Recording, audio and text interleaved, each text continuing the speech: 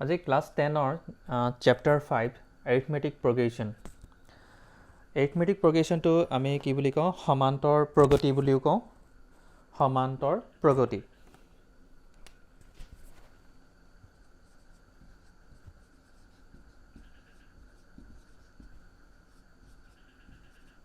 সমান্তৰ প্ৰগতি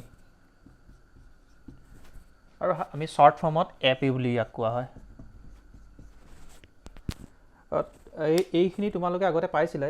এই নাম্বাৰটো চোৱা, এই নাম্বাৰটো আমাৰ কি ধৰণত আছে? 1 3 5 7 9 11। এইখিনি কি হৈছে? লাহে লাহে ডাঙৰ হৈ গৈ আছে। তাৰমানে সেইখিনিক আমি এচেণ্ডিং অৰ্ডাৰ বা ইনক্ৰিজিং অৰ্ডাৰ বুলি কোৱা হয়। তেনেকৈ এইখিনি আমি চাওঁ 30 25 20 15 10। এইখিনি কি হৈছে? সৰু হৈ আহি আছে। সেইখিনিক আমি ডিক্ৰিজিং বা ডিচেণ্ডিং অৰ্ডাৰ বুলি কওঁ আমি। তো এইটোৱে হৈছে, এইটো এটা আমাৰ কি আছে?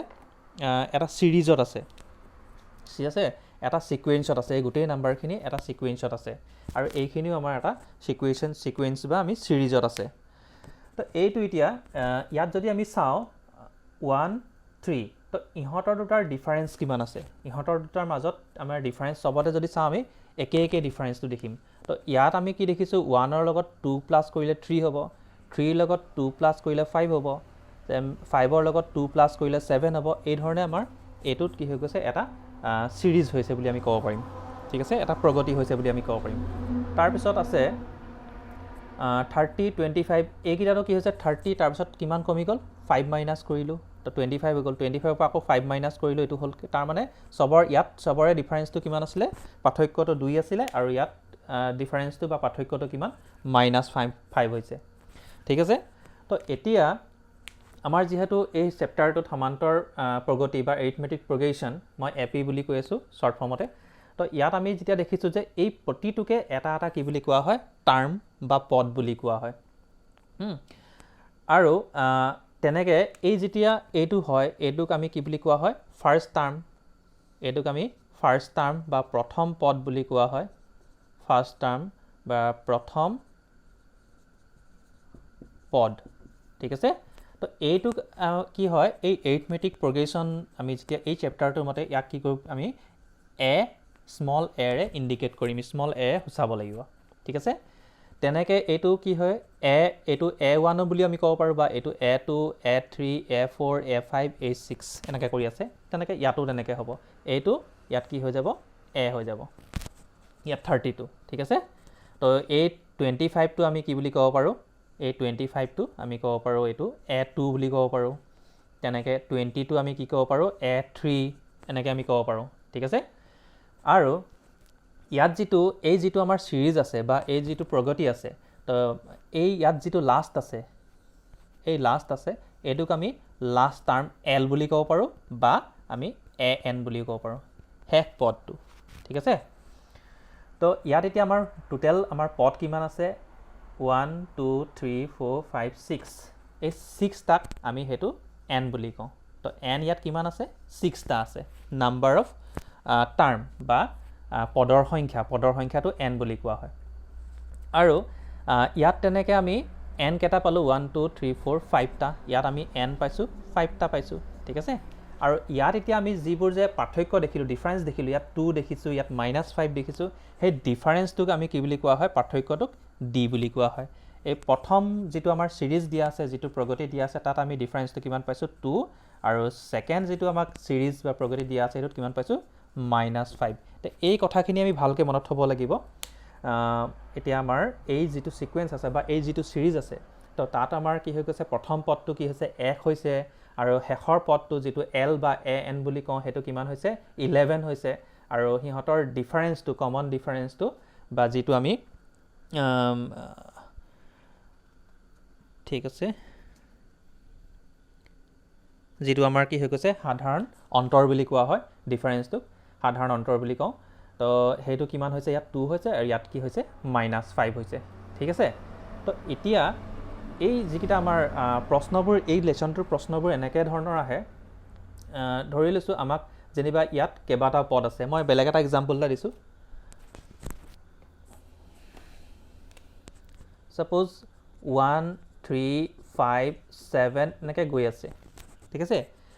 ইয়াত কেইবাটাও গৈ আছে ইয়াৰ যেনিবা 15 নম্বৰ যিটো টাৰ্ম আছে যেনেকৈ আমি ইয়াত পালোঁ যে কি A1 A2 A3 A4 ইয়াত যিটো আমি A15 তো A15টো কিমান হ'ব সেইটো আমি উলিয়াবলৈ কাৰণে আমাৰ এই ফৰ্মুলাটো আমি ব্যৱহাৰ কৰিব লাগিব তা an মানে কি হৈ গৈছে এই শেষৰ পদটোৰ কথা কৈছে তা nৰ ভ্যালু যিকোনো হ'ব পাৰে যেনেকৈ ইয়াত আমাৰ টোটেল পদ কেইটা আছিলে বা টোটেল টাৰ্ম কেইটা আছিলে 1 2 3 4 5 6 তো n টো কি হৈ যাব 6 হৈ যাব তেতিয়া আমাৰ ইয়াতো 6 আমি লিখিব লাগিব আৰু এতিয়া আমাৰ ইয়াত n কিমান হৈছে 15 ঠিক আছে তো 15 হৈছে তেতিয়াহ'লে আমি n ৰ প্লেছত আমি কি লিখিম 15 তাৰ মানে আমাক সুধিছে যে এনেকৈ 1 3 5 7 কে যিবোৰ আমি নাম্বাৰবোৰ লিখিছোঁ এটা সিকুৱেন্সত এটা আমি প্ৰগতিত লিখিছোঁ তো সেই তাত যদি সেইটো সিকুৱেন্সত আমি লিখি গৈ থাকোঁ তেতিয়াহ'লে 15 নম্বৰ পদটো বা 15 টাৰ্মটো কি হ'ব ইয়াত যেনেকৈ ফাৰ্ষ্ট টাৰ্মটো 1 হৈছে ছেকেণ্ডটো 3 হৈছে ফৰ্থটো কিমান হৈছে 7 হৈছে তেনেকৈ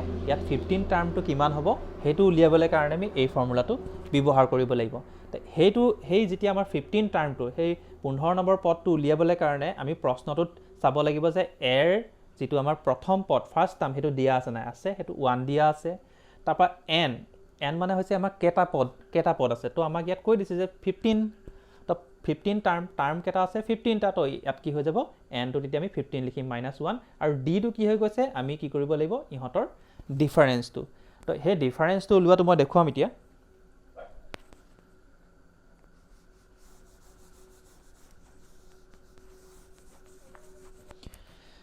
ডিফাৰেন্সটো আমি উলিয়াও যেতিয়া ডিফাৰেন্সটো হেতু সদায় কি হৈ গৈছে এই সেকেন্ডটো বা ফাৰ্ষ্টটো মাইনাস কৰিব লাগে বা থাৰ্ডটো বা সেকেন্ডটো মাইনাস কৰিব লাগে হেতু আমি কেনে কৰিম a2 - a1 or a3 - a2 or a4 - a3 এই ধৰণে আমি কৰিব লাগিব দেই এনেকৈ আমাৰ এটো গৈ থাকিব ঠিক আছে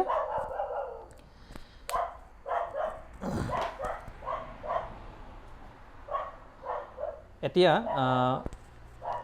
ইয়াত আমি আৰু এটা জানি ল'ব লাগিব ইয়াত যেনেকৈ আমাৰ ফাৰ্ষ্ট টাৰ্মটো a আছে তো ইয়াত সেকেন্ড টাৰ্মটো পাবলৈ হ'লে আমি কি কৰিব লাগিব হেতু এটা শৰ্ট ফৰ্ম এটা আছে শৰ্ট ট্ৰিক এটা আছে তো হেতুত এনেকৈ হয় সাপোজ আমাক a টো উলিয়াবলৈ কৈছে a টো কি হ'ব a প্লাস কমন ডিফাৰেন্স ঠিক আছে a প্লাস কমন ডিফাৰেন্স হ'ব আৰু a3 টো কি হ'ব আমাৰ a3 টো হ'ব আমাৰ a প্লাস 2d তো a4 টো কি হৈ যাব তেনেকৈ a প্লাস 3d এনেকৈ কৰি আমাৰ হৈ গৈ থাকিব ঠিক আছে তো আমি এটো চাওঁচোন তে ইয়াত কি কৈছে a2 to a plus d তো ইহঁতৰ কমন ডিফাৰেন্স আমি কিমান পাইছিলো 2 পাইছিলো হয়নে ইহঁতৰ সাধাৰণ অন্তৰটো আমি 2 পাইছিলো তো 2 হলে a তো কিমান আছে 1 আৰু তাৰ লগত 2 যদি প্লাস কৰো তেতিয়াহলে কিমান হৈ যাব 3 এটো মিলিছে আমাৰ এটো 3 হৈ গৈছে এটো মিলিছে তো নেক্সট আমি কি পালো a3 তাৰ মানে এই পদটো এই টাৰ্মটো আমাৰ কিমান আছে a3 হয় তো ইয়াত কি কৰিব লাগিব a তাৰ মানে 1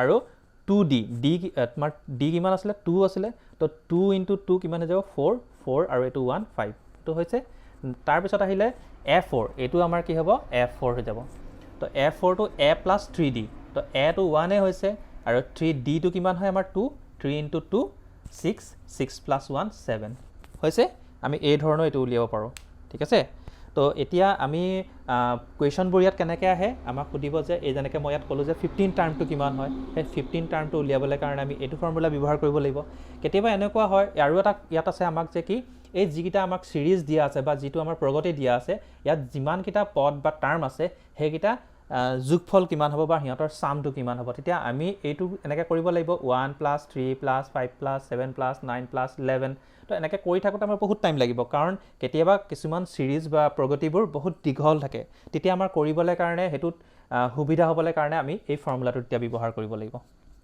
ঠিক আছে ইয়াত দুটা ফৰ্মুলা আছে এটা sn = sn s মানে হৈছে সাম বা আমাৰ সমষ্টি আৰু n টো হৈছে আমাৰ কেইটা পদ আছে আমাৰ নাম্বাৰ অফ টাৰ্মটো তো =n/2 whole into 2a plus n - 1 whole into d এটো এটা হয় আৰু এটা ফৰ্মুলা হৈছে sn = n/2 whole into a plus l তো l ইয়াত a টোৱে কি বুজায় প্ৰথম পদ বা ফাৰ্ষ্ট টাৰ্মটো বুজায় আৰু l টোৱে কি বুজায় শেষ পদ হেতু বুজায় তেতিয়াহ'লে আমাৰ এই প্ৰশ্নটোত দিয়া আছে যে এইটো ফাৰ্ষ্ট টাৰ্ম a দিয়া আছে আৰু l মানে শেষ পদটো কিমান দিয়া আছে 11 দিয়া আছে তেতিয়া আমাৰ কৰি আৰু ইয়াত মুঠ পদ কেটা আছে number of n total term আমাৰ কেইটা আছে 1 2 3 4 5 6 তো ইয়াত 6 হৈ যাব এই ফৰ্মুলাটো তেতিয়া আমি ইউজ কৰিব পাৰিম কিন্তু কিছুমান কুৱেশ্যনত কি হৈ গৈছে এই লাষ্ট টাৰ্মটো নিদিয়ে সে এনেকৈ যদি আছে 1 3 5 7 নাই দিয়া লাষ্ট টাৰ্মটো নাই দিয়া কিন্তু আমাক ইয়াত কৈ দিছে